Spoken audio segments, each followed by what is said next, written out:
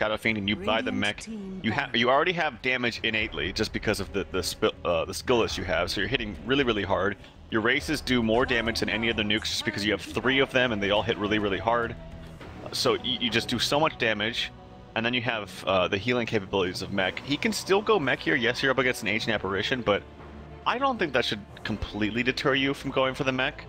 It's fantastic with the IO, of course. As long as you don't have a Ancient Apparition that has like a 15-minute axe, I think you're going to be okay. Oh, that shouldn't happen, but we've seen crazier things before. The one thing I will point out is that Hellraisers are playing with 2 stand-ins after they lost a couple of their players, unfortunately. So they're definitely, like I said, they were the underdogs before they came into this matchup, but now that they're with stand-ins as well, it's even going to be harder for them as we progress through the match. Well, maybe we see something crazy coming out. They have a puck that's going to be trying to, tempo control as best as possible. Darkseer maybe with some huge vacuum walls. They have some wombo combo potential. It comes down to what they're going to last pick here as probably their safe lane carry. They have the puck mid, Darkseer off lane, Wyvern, Ancient Apparition, support duo. What will they pick for their carries, the question? It looks like probably like a super hard carry. Like they have really strong laners of 8-8 and Winter Wyvern. I can't imagine anyone could test that lane. Oh, okay. All right. Yeah. Your Hellraisers, you might as well go all in. They go for the Huskar. This isn't as surprising a pick as it once was, but it's fun to watch nonetheless. It's really good against Phoenix Egg. Like the Phoenix Egg is going to be extremely hard to get off until he's like level 16. And even then, I don't even know if Huskar has really low HP. So their physical damage it's okay with Shadow Fiend. It's not that great with Gyro until it's very much later. So well, we'll see. I mean, Huskar can easily take over the game if he has a good start. Yeah, and that shouldn't be too difficult for him. I think they won't be able to really... I mean, he should be in the safe lane. We'll have the Ancient Apparition and the Winter Wyvern to help him out as well. He'll be able to rotate pretty early on if he needs to.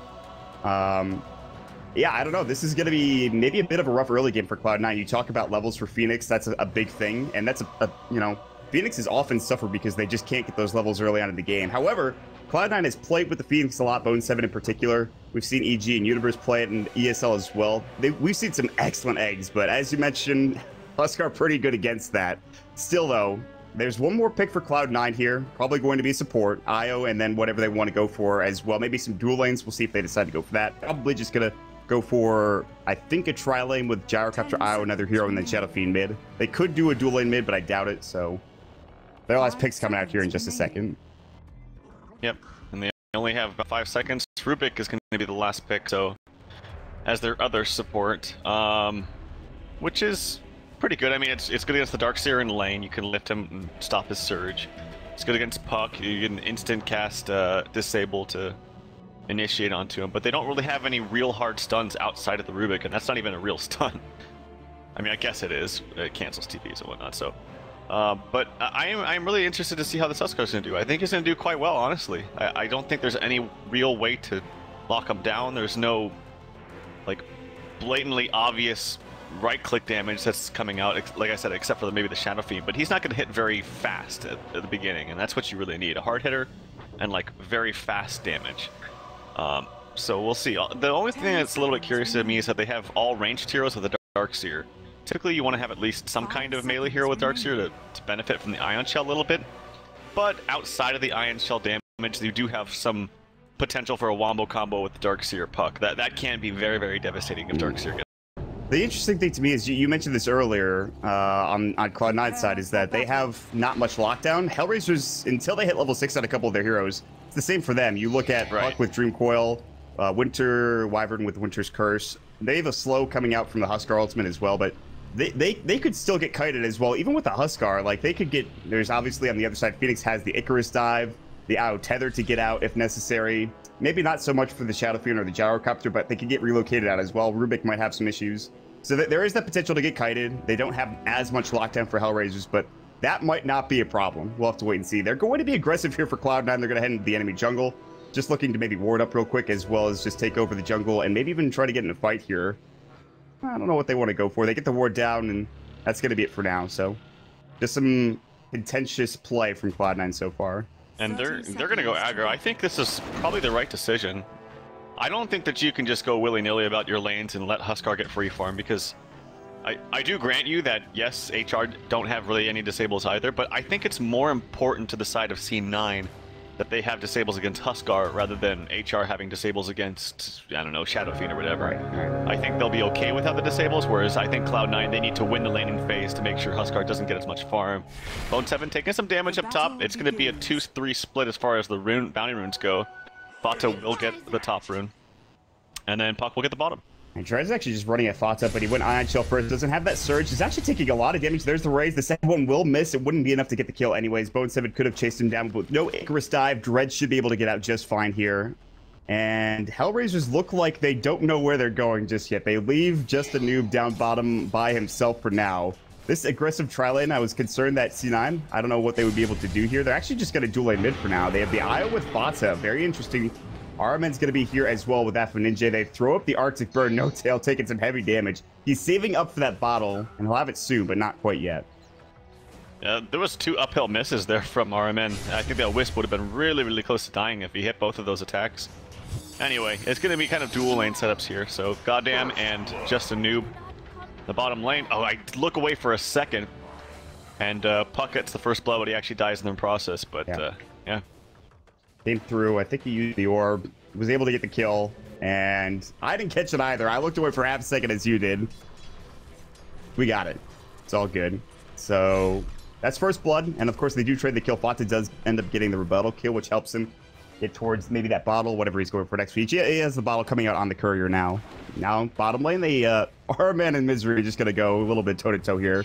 He does have the Arctic Burn. Misery has the telekinesis as well. Tether comes through. Here comes Envy diving behind the tower. Just Anub is like, give me that just beautiful, delicious IO. They're not going to be able to grab him though. Arman getting turned on. Last right click. They can't find it. Rocket Barrage going to work. Goddamn in trouble. Everybody's low. They finally get the kill with the flat cannon. Fateful going goddamn, staying alive just for a moment. He'll end up falling. And then Cloud9 with an easy dive. They get a double kill for Envy. They're already putting pressure on the tower. TP back in. They want to kill. It's canceled. It was canceled. They decided not to go for it. They didn't want to get dove again. And Justin Noob does get back in the lane. I think the decision to go aggro is very, very smart from Cloud9. Envy is trying to run away. I think he should be fine. Even without boots, he runs really, really fast at 350 movement speed. But like Huskar is very, very scary with farm, especially against this lineup. But he's actually a bit overrated in lane. Like, he doesn't really do that much without levels early on, and his damage with Burning Spirit is pretty negligible early levels. So I think it's really, really smart from Cloud9 to go aggro. Yes, Winter Wyvern is very, very scary, but he started out in the mid, so he wasn't, like, essentially all the way there. Big Daddy No Tail taking a little bit of damage. He's just going to throw away and be fine. Yeah, that last right click doing a decent chunk of damage, but he will survive, sitting at 70 some odd HP now. Gets his bottle as well, so he'll be able to regen up. This, like you were mentioning, Huskar is going to have a rough time. Laning phase, this doesn't look good. This looks pretty ugly coming over Hellraisers. He's not getting anything in terms of farming. He has 5 CS. It's not that bad, but already dying once the Gyrocopter. He doesn't really care right now about the Berserker's Blood. It's only level 1. It only gives you 4% bonus resistance, which is, I guess, isn't that bad, but still, if you're low enough, you're going to die early on in the game. Yeah, and what you really want to do is rush the armlet too, but I think he needs boots in this kind of lane. Yeah. Like, the gyro is just so damn fast, especially once he gets boots. It's going to be like 365 movement speed. Here comes the lift coming out. That was a max. Here comes the damage. Lift. Now it's getting split up against the creeps. He might still go down. It's going to be close. Ooh. He will salve up and be okay. Good salve. Arman coming back in, takes a bit of the rocket barrage. The creeps being a nuisance. Mystery got like a max range telekinesis. Like, this is going to be a kill. Not quite. Mid lane. Fata going to go down to Ninja, getting a bit too aggressive. Gets off the orb and the waning rift. Fata overextending and dying. And that's going to be a nice pickup for Ninja. So at least they've got that going for them mid. But bottom lane is still just disastrous here for Hellraisers. Yeah, well, I think they're doing well in the other 2 lanes. So Ninja just picked up a kill. Solo kill at that. Top lane, Dread's up to 23 CS compared to 17. He's back laning as he should be. If they can stop the bleeding and not, like, you know, trade 1 for 3 or 0 for 3 again in the bottom lane, I think they'll be okay. They just need to buy time for Huskar to get an armlet somehow. Yeah, but maybe Puck hits 6 and rotates down there. That's probably the best time that you can look for here for HR. The thing is, even if they give some space to Huskar, it doesn't farm particularly fast, I don't think. Misery going to get caught out. Arctic Burn, good tether move speed coming through. They have the Ice Vortex on the ground as well, but Misery's still hightailing it out of there with no tail connected. And Dread is going to go down to the Dire. I don't know what happened there. He was diving Bone7. Looks like he took some tower damage, then just died. He tried to get away. Right. That could work. I don't know what happened there, but excellent stuff.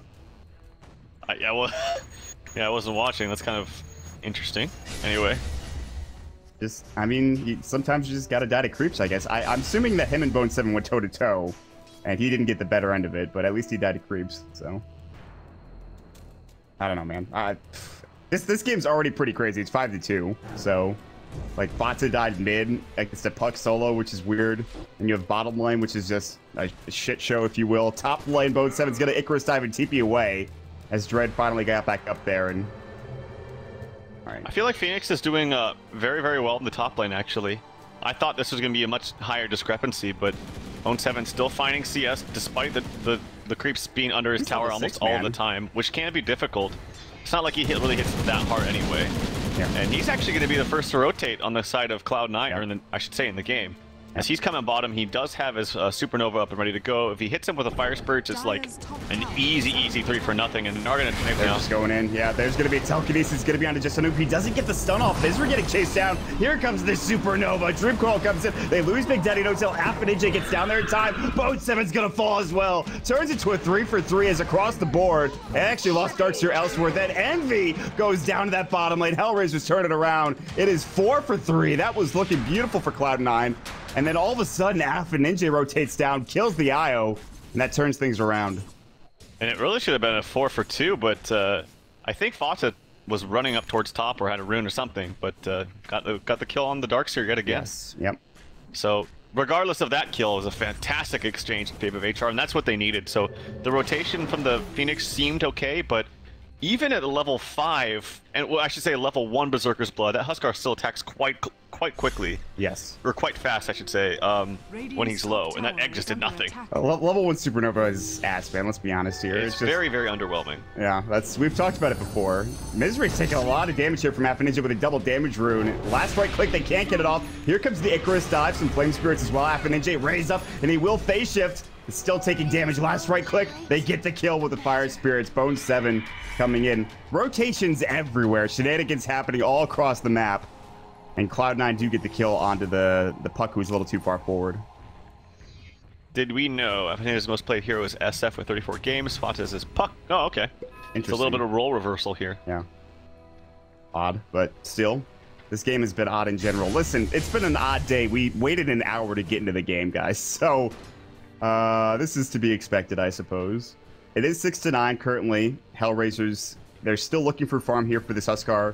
And he actually has gotten some room to work with. And the kills bottom certainly helped out. Treads and now the Helm of Iron Will. It's not the greatest, but he's getting room, and that's the best thing you can ask for here, the early start he had.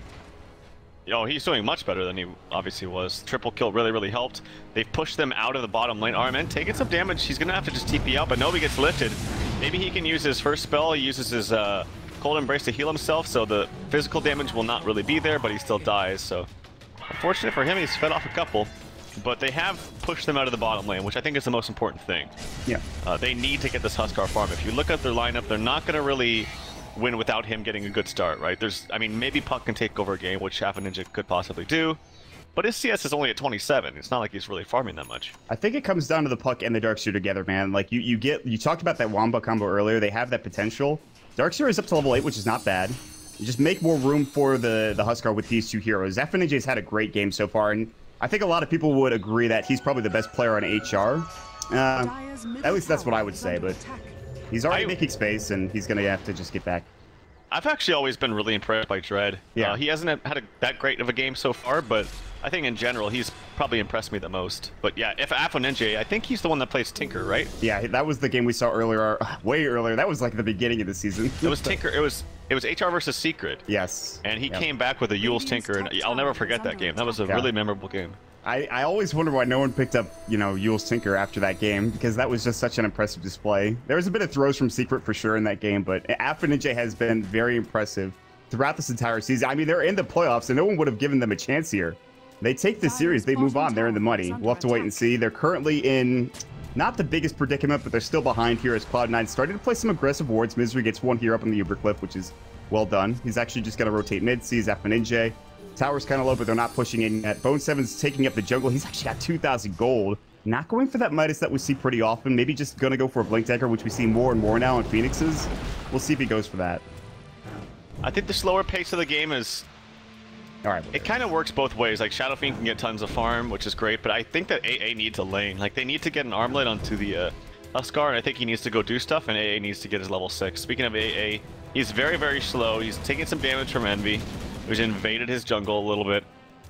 But if AA gets 6, then the healing from the IO is not really going to be that effective. The Roshan potential diminishes completely because of one AA blast. So I think his levels are extremely important here. Conversely, the IO, who also needs levels, is not getting the most out of this lane or just roaming around. His experience, he's level 4. Misery is level 6, so they've got the spell steal to go for them. And we haven't even begun to see the potential of Cloud9 with relocate coming through. So I'm excited to see what they can do. They're just kind of, like you said, invading the jungle. Goddamn, and Justinoob actually just walk back to their tier 2 tower. They do not feel safe down bottom. That is very clear. And they'll instead get a lot of room to work with up top. RMN will jungle with the Iron Shell on top of him. Ninja is going to rotate in as well. Trying to get to that Blink Dagger. They'll surge away the Darkseer. So where we're at now is Envy is still farming pretty well. They gave a bit of room to Justinoob. Now he's going to jungle up here. I feel like maybe Huskar is going to hit more of a peak early on than Envy will. Because of the Berserker's Blood, because of the armlet, he'll be able to fight a little bit heavier. And I don't know. Maybe it comes down to how Fata plays here. Speaking of Fata, oh, all right, he has an invis room. Just kidding. He's not getting jumped on. Yep, and he's farming well. He's pretty close to his mech. He's actually going to walk upwards. He might even break the smoke of these two heroes there. I think they're actually trying to dodge. Oh, now they see him, but he's invis. So they know he's here, which really, really sucks. They're not going to be able to do anything with this smoke. And they're spotted out. Dread's running around. Here comes possibly some damage from SF. There's the wall. Interesting. Dread, you're alone, man. He went for it all. There was only one hero there when he started that wall, and then 3 others rotated in, and they got an easy kill. And the wall's down, but they're going to go in. Supernova gets off just in time. Justinoob doesn't have much Berserker Blood stacks, but it doesn't matter. That is level 1 Supernova, and it's when there's 3 heroes nearby, and you don't get the Flame Spirits off, it's just not great. That was really weird. So he missed all of his spells on Puck, and then they just used the Supernova without getting the Fire Spirits down. The Supernova, first of all, level 1, as you mentioned, is just pretty awful, but Supernova without Fire Spirits on heroes is just even worse. So, unfortunate he had to use that there. Gives off a freebie. Dread, TP's top.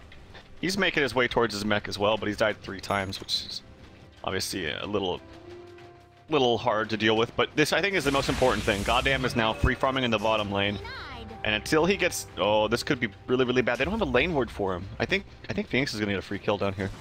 He is... got no idea. He's so close to level 6. Oh, is he going to back up now? No. Fire Spirits are about to come out, and yeah, this is going to be an Icarus dive coming through. He'll try to TP away. Will he make it? No, the last right click from Bone 7 comes through. Oh, that was very close. Nice play, but he doesn't get out with a TP. Speaking of Mech, by the way, you talked about the one for the Darkseer. Fata has his, and this is what you were talking about earlier. On the other side, Ninja just blows up Io and gets the courier. That provides him his Blink Dagger. That's huge. That's so big. The very timely DD. He also has Coil up in 1 second. Oh, does he say go for it? He doesn't see him. He doesn't see him. Oh, nighttime. That would have been so big. Oh, unfortunate. But obviously the exchange is phenomenal for him. As Fata TP's mid. He does have mech. He already used it though. We've got a fight brewing here, man. We have a fight brewing, potentially. Everyone's coming in from the top ruin spot / jungle from the side of Hellraisers. Wall should be back up now. Envy does have a hell of a Dominator. Even brings up his Alpha Wolf. Just getting extra damage. Meanwhile, they jump in. They'll find Bone 7. Justinoob chasing after him. Dream Coil comes in. And the wall vacuum comes out. They stole it, though. But there's the Winter's Curse. Envy, the only one here. The Arctic Bird comes out. The Splitter Blast as well. Gets the call down. Dread's going to hightail it out of here. The call down. And Rock Barrage Flat Cannon doing too much damage. Dread going to run back in. Fata has mech in 20. Long range jump. Ice Blast going to miss. There's that secondary Requiem. Envy solo. Uphill miss. Not enough damage. Didn't miss, but here he comes. Looking for the kill. Face Shift coming out. Ninja gets it done. Chasing after Misery. Won't be able to find him, but Hellraisers do take that fight in the end. Although they do lose their tier 1 tower. I wish I could go back, but I feel like when Fata TP mid, he like... I don't know if he accidentally used mech or if he purposely used it, but they were all like full HP and they were still fighting with the mech on cooldown. It's got a very long cooldown now, 65 seconds. And they still continued that fight and wasn't able to use it throughout that, so... I think that makes a big, I think that's a big deal, honestly. On a hero that's your biggest item, it's like over 2,000 gold, you just purchased it and then you're trying to fight 5v5 and you don't have it available. I think it's a bit of a mistake, but nonetheless, HR with that fresh blink dagger on Puck making a big fight. That was also a wall steal as well, and that provided a bit of damage coming through on top of the call down. Envy almost turned that fight around, but it was a nice call down, yes. Yeah. So, all right, where are we at? 11 to 13. And look at the graphs real quick. Hellraisers have a very slight, if at all, advantage in terms of net worth, and then experience it is only 2,000, which is pretty good. They're gonna head bottom. Bone 7 does have a supernova, but still, it is only level 1. He's close to that level 11. He wants it. Oh, just Anub didn't see him. The nighttime vision again, and Bone 7 will Icarus dive TP away, and he'll actually survive. I think we need some moon shards here on some of these players. God. So they can find these ganks a little bit easier in nighttime. It's killing them. Yeah. Anyway, D-Ward coming out here from RMN. No uphill misses anymore, thank God. Hashtag support life is now free. That was the most annoying thing ever, by the way. Playing Crystal Maiden attacking an uphill ward was just the worst. The worst thing ever. Not anyway, fun. Justin Anub, he is doing very, very good for himself now. The typical build here for Huskar after this I've seen is, obviously you get the lifesteal, you can do Roshan extremely easily, you stay in the fights very, especially in this game, you stay in the fights forever because there's really no hard lockdown other than the Rubik. That's about it. Here comes the AA Blast just to be annoying, and the Puck too with the coil. Some damage coming out. Is it enough to actually shatter him? I think so. It's going to be close. This last tick, is it going to be enough? It will be! Oh man, that was the closest it could have possibly been. He dies to the last tick. How unfortunate. Oh boy, what a gank. Just very close, but he still gets it. Did they notice that Rubik is up here? I don't think so. That's close. Anyway, they're going to push bottom at the same time. They're spreading the map a little bit better side of HR, and finally it's daytime. The ganks do get a little bit easier. Although it goes both ways because it means you can see a little bit further away too. So IO does hit level 6, so Notel's got that going for him. They haven't used a relocate gank yet, obviously with him just hitting that at level 6. They're going to smoke up instead. They're going to head towards the bottom jungle, and Justin Noob could be food for them. It's going to be 3 heroes down here. They should be able to kill him with all this damage. But is he going to walk away from this? It looks like he might. They're relocating. They know where he is. They're going to relocate and jump right on top of him. They can't quite get there, though. They relocate a little too far back. Winner's Curse comes out. No Tail gets blown up by Fonza. They jump in on the Phoenix. He can't get his egg off. Armin can't TP away. Envy did cancel with a homing missile, but still, they're coming in. They're coming in hot on the side of Hellraisers. Now they're going to use the Arctic Bird. Jump in. Puck, face shift. Mech comes through from Fonza. They're trying to fight this. This isn't going to work out. Cloud9. Fonza will fall. 4 dead. Misery hightailing it out of there with a surge that he stole. Luckily enough, he's the only one to survive in that slaughter. Hellraisers take it 4 for 1. They're actually gonna find Misery. Half an NJ jumps in and gets a double kill. Oh, this is turning disastrously for Cloud9. Okay, forget what I said about the, not drafting Tiny because of the Wyvern potential pick coming up, because that Shadow Fiend just destroyed the Wisp. This is why this hero is so good against Wisp, because if you have any kind of damage, right-clicking damage dealer on your team, whether it be Tiny or this case is a Shadow Fiend, it just absolutely destroys them. Not only does it kill them, but it takes up two heroes. Like, it wastes 2 of the heroes at a time. It locks 2 heroes down in one spell. It's an amazing spell. One of the best ults in the game, honestly. Especially for a Wisp, Wisp duo. So, fantastic stuff there from the Winter Wyvern. Yeah, that was the best possible way to start things off. I'm surprised that Cloud9 didn't just retreat in full force, but maybe they realized they had no other option. I'm not sure, man. Like, it looked like they just kind of committed to that fight, and they were going to lose that regardless of what happened. It makes me wonder if, instead of first overall picking the Wisp, you just take it second, because you get first pick, then they take 2, and then if you take the Wisp next, then it gives you an easy chance to ban out the Wyvern in the second phase. Yes. But if you take it first, then they have 2 options to do so. EE taking some damage. He does get hit by the Ice Blast yet again. Very easy pickoff. That was without the digging that Ninja just picked up, by the way. This guy's having a heck of a game. Oh my god. I mean, the AA's hit 6, and he's pretty much hit all his Ice Blasts, so credit to goddamn as well. Yeah. Look at what they meant the switch, but Dread is now playing the 3 role instead of support. He's gonna wall back in mid. He wants it. He really does. And they're getting close. No Tail. Oh. I know someone's here, but they're gonna jump in. There's the vacuum. There's the wall. Fonza. They get the supernova off. Fonza's gonna mech up. Dread getting low, but not dead yet. Stays alive once more with a sick charge, and Justin who finishes off the supernova. Now they find Misery as well. Another beautiful Ice Blast from Goddamn. He'll steal the Ice Vortex, but he's going to shatter and get right-clicked down by Goddamn. And another 4. Almost 5-man wipe if you consider Envy part of that engagement. And Hellraisers are taking fight after fight after fight, Trout. It's looking pretty horrible for Cloud9 right now. It's gonna, like I said, it's even gonna get worse though, because they have no real way to not only lock down the Huskar. That's one problem, locking him down so that he can't attack. But then, how do you kill him on top of that? Even if you can lock him down, I don't think they can. I don't think they have enough right-click damage on Shadow Fiend. They would need like a Butterfly, S and Y, maybe Daedalus. I mean, eventually, but he's not getting those items. He's not getting the time and the farm that he needs. But even if he did, like, how do you lock him down outside of a Rubik lift? You can't. So yeah. I think they're in a really rough spot, and I think this last pick Huskar has been pretty smart here against C9, despite the fact that they had a really good start in the laning phase. I do still agree that it was the right decision to go aggro. Yeah. But as soon as the rotations came out, they rotated in with the Phoenix, and then Puck came in with the Coil. The Coil was so much better than the Supernova. Yeah. FNJ has made every play to keep them, and actually, you know, keep them ahead in this game. This has been his game right now. Despite everyone else playing pretty well for Hellraisers, FNJ has been making these plays. Dread's gonna get hit up with an Icarus dive, and I think no Fire Spirit actually coming through from both. Ice Blast, and then back. Oh my God, 6 synergy. Dread gets the back into the Ice Blast, which wasn't even necessary. It was gonna hit regardless, but it was damn cool to watch. I mean, he's hit like every Ice Blast, which is honestly a little bit easier said than done. Like, you have to predict the movements very well of the heroes. Yeah. Obviously, with a Coil too to help you out, it can be really nice in team fights. The Darkseer Vacuum as well can help you out.